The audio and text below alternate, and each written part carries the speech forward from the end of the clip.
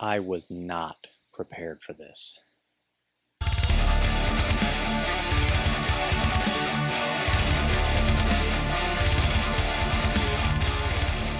Welcome back to The Haunted Beard, everybody. My name is Jake, and I have been going through film by film the entire Halloween franchise.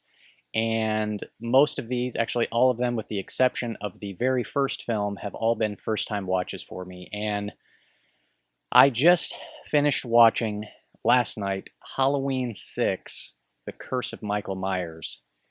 And oh boy, let's talk about it. Halloween 6 came out 6 years after Part 5, came out in 1995, and the production is kind of marred by just a lot of issues going on with production and filming. And one of the main things that happened is it caused what's now known as the producer's cut and the theatrical cut. There's really sort of two different cuts of this movie that exist. And I happen to watch the producer's cut, so I'm going to be reviewing the producer's cut of this film. I know that there are some pretty significant differences between theatrical and producer, and some people prefer one over the other, but I watched the producer's cut, so that's what I'm going to be talking about. And I think it's pretty fair to say right from the get-go, this thing is just an absolute mess. And you can really kind of tell just through watching it, and actually I've watched some videos kind of comparing both versions and just seeing how different they are, and some of the, director and the production company had a vision, and then the producer and I think the screenwriter had a different vision, and it's just really pretty drastically different cuts of the film. But the producer's cut, as it sits, as we have it, is just a complete mess. So we learned for the past 6 years that Jamie Lloyd has been living in this, she's presumed to be dead. At the end of the fifth film, they kind of flash back. You see Myers gets taken out of there by these people out of the police station, and Jamie Lloyd also gets captured too, and then the police station explodes. And Myers and her are both believed to have been dead because nobody's seen him in the last 6 years. Well, Jamie Lloyd's been living in this basically underground cult dungeon, and we find out she's pregnant, and we learn that it happens to be Michael Myers' child, and she ends up giving birth to the baby, and a nurse helps her escape, so she flees the scene and gets out of there. And Loomis has been in retirement. He's kind of living in isolation as a hermit almost. And then we're introduced to this new family, also the Strodes. They have a connection to the original Strodes, and they happen to be living in the old Myers house. And then we're introduced to Paul Rudd's character, Tommy Doyle, who happens to be the little boy from the very first film that Laurie Strode is babysitting. And they decide to bring his character back, and he's just this kind of weirdo, creeper, conspiracy theory-ish type of person. And the first thing we're introduced to him is he's a peeping Tom. He's peeping on the Strode girl next door across the street. Great way to introduce one of your main protagonists, right? He's a total creep and perv, but, whatever. And then we get the privilege of seeing Paul Rudd's earliest film role, and it's not great. Come on, you don't really believe that Michael Myers is actually alive? Michael's work isn't done in Haddonfield. And soon, very soon, he'll come home to kill again. But this time I'll be ready. The main issue I have with this is really just really the whole structure in terms of its narrative story is just really kind of all over the place. And there's just weird things that are done and weird decisions that are made, and just the performances aren't great. Unfortunately, namely from Paul Rudd, I just didn't find his performance very good at all.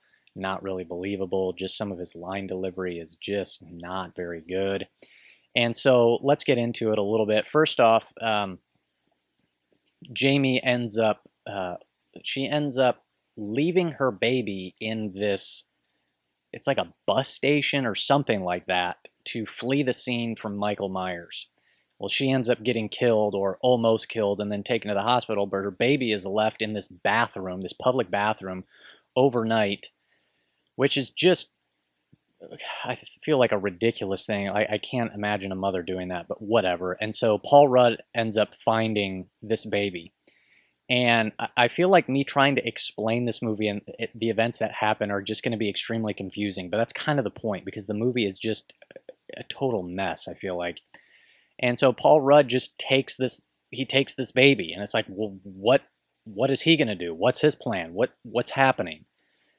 And then, as I said, we're introduced to this new Strode family. They happen to be relatives of the people who adopted Lori. Why it has to be a Strode family, I guess it just has to be because there needs to be some sort of connection there. And we find out that Kara Strode's son is having these visions and hearing voices from the Man in Black. So the Man in Black is back. Come to find out, I didn't even realize this until I was doing some research afterwards, but the people who wrote Halloween 5 setting up the Man in Black sort of side plot and everything really had no idea where they wanted to take it. They just wrote the movie with no explanation whatsoever and just saying, hey, whoever makes the next film, they're going to have to figure all this out. So, I mean, it's just, and you can really tell because it's just insane.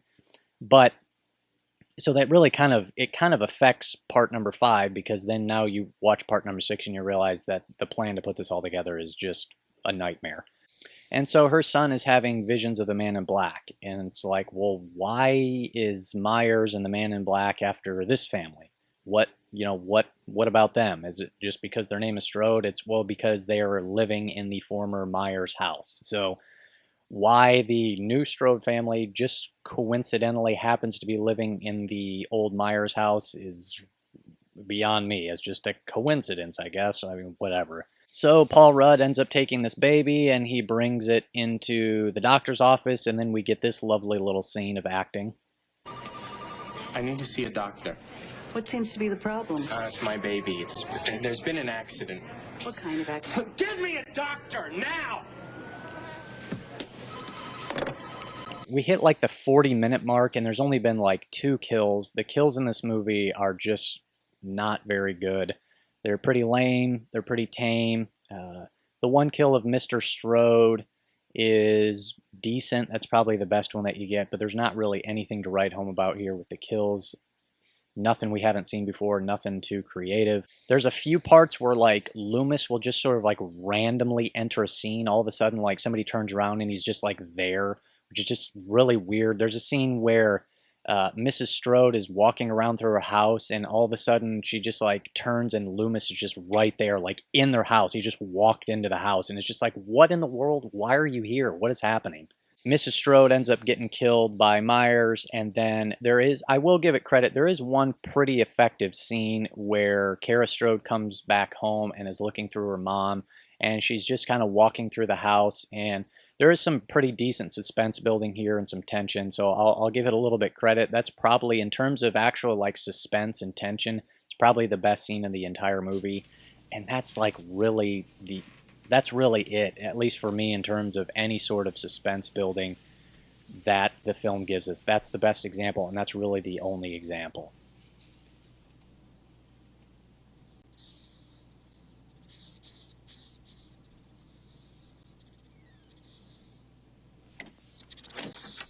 I feel like throughout most of these reviews, I've been continually making comparisons to the first film because the first film is so much better, and I can't help but do it here. There's a scene later on in the movie where Myers is after the Strode family, and there's a shot that is similar to the first one. And in this one, Danny is looking out the window across the street and he sees Myers. And there's a scene in the first film where Tommy is looking out across the street at Myers.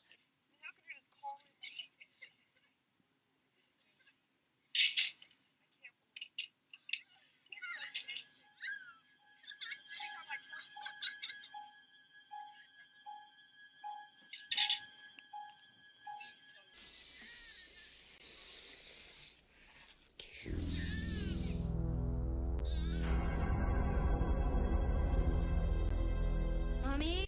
And if you just compare how both of those scenes are handled and just the way that they're shot, the first film is just so much better.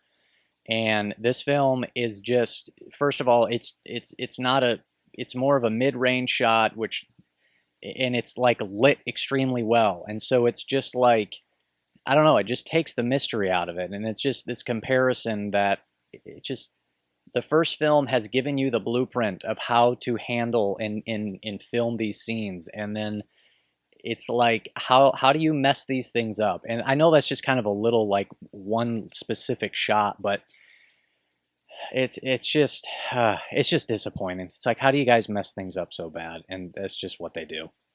So the big thing here, kind of the, I guess, sort of ultimate reveal, is we find out, first of all, what the mysterious symbol is, or tattoo is, on Michael Myers' wrist. Kind of looks like the letter P. At least that's what it looked like to me when I first seen it. But apparently it is some sort of symbol called Thorn. And then we get this just ridiculous expository scene of Paul Rudd trying to explain what all this means. Check this out. About 500 BC. They were symbols carved out of stone or pieces of wood used in pagan rituals to portend future events and invoke magic.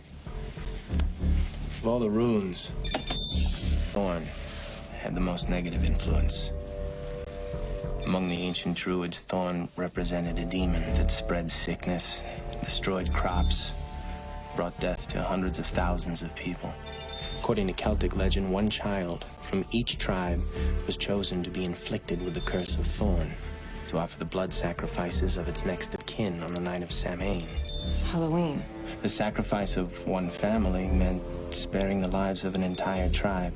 So, why are you so concerned about us if Michael's only out to kill his family? In his mind, anyone living in his house is his family.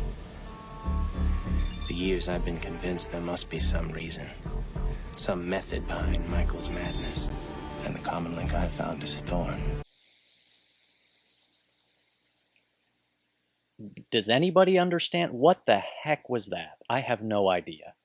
So apparently, it basically, Myers is cursed with this mark, and he's a part of some cult. And so that's the thing. He's a part of some cult, and he's been cursed, and that's why he's going around killing people. I mean, that's... There you go. That's it, everybody. And it's just like, come on. It's just, it's so bad. It's just bad. It's like, it's hard to put into words to express my disappointment. It's just bad, guys. It's just bad. Not long after that, we get this sort of random scene where Mrs. Blankenship explains why Danny is hearing the voice, and again, it's just kind of this random expository scene where it's like, okay, it's time to explain things now, so we'll just have some random person explain something at this random time. And it's like, okay, sure. It's just like, what is happening? What is going on? I'm at a loss for words. Later on in the movie, we get the scene with Barry, and I'm not going to spend too much time into this, but I was like so lost and confused at this point. Like, we hear about this guy in the beginning of the movie, kind of real briefly, and almost like this throwaway line. And then we don't see or hear about him for the vast majority of the movie until we get towards the end. And then, like, he just shows up and is doing this interview and talking about Myers. And I was just like, what is this? Who is this guy? Like, I'd forgotten all about him. I'm like, what is going on here? What does this have to do with anything? Why is this scene in here? It's guys, this movie's a train wreck. So then there is like the last 15 minutes, and if this thing couldn't be, it's already bad, but the last 15 minutes are just an absolute flaming pile of garbage. Okay, the cult shows up at the house, and they kidnap Kara Strode, and they take her son, and they drug Paul Rudd and Loomis, and they end up taking the baby. And Kara ends up escaping. She gets like cornered by the cult people in an upstairs bedroom and just decides to jump out the window. And then we get she's strapped down to this altar. There's about to be some sacrifice, and we cut back to Paul Rudd and Loomis, and just these scenes here are they just feel so like unfinished and just disjointed. It's just really weird. Like you have to really kind of just see it to kind of get exactly what I'm talking about. But Paul Rudd's like, yeah, I think we were drugged, and Loomis is like, yeah, I think we were, and then he's like, he wants us to play his game, and I think I know where he wants to play, and it's like, you do? Oh, okay. So then Loomis apparently knows where to go, and yeah, so they end up going. The big reveal is that the Man in Black is this guy, Dr. Wynn, who we kind of see earlier in the movie. He's like kind of a colleague-ish of Loomis's, so that's kind of the big reveal.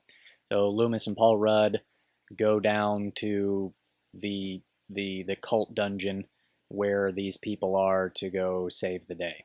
So there's this scene, they're getting ready to sacrifice this child, and I think Kara and Paul Rudd finds a cult person's costume and gets up there and puts a knife on somebody's throat and saves the day. And they're all trying to escape, and of course Myers is coming after them, and Paul Rudd pulls out this bag of stones and sets him up in this circle, and then cuts his hand and wipes some blood on the floor, and then just says this magic word, and all of a sudden Michael Myers just stops dead in his tracks.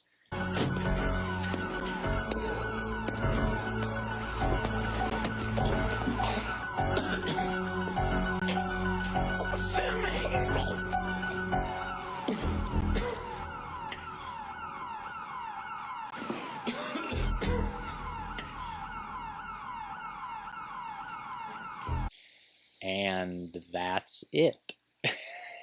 You're just like, okay, I guess. And first of all, I mean, is it as if that isn't just stupid enough, but like, I hate that they kind of went sort of a supernatural-ish route, like by making Myers this sort of, he's this cursed guy. It's just like, it took away, I feel like, from his mystique. Like, I just wanted him to just simply be this unstoppable force of a man, just simply because he was evil. And now that you add in all this cult stuff and he's cursed and there's this history of all this, stuff, it's just, I don't know, it's just bad. And then what ends up happening is Paul Rudd and the girl and her son and the baby get away, and Loomis goes back in to the building, and he sees Myers laying down on the floor, and he pulls the mask off, and it's not Myers, it's Wynn. And then Wynn says, now you're the one who must carry the curse. And then suddenly the Thorn sign shows up on Loomis's wrist, because that makes sense. And then you see Michael Myers in the Man in Black costume walking off into the distance, and cut to credits. And it's just absolutely abysmal. I can't think of enough words to use. It's like, I don't even know what else to say.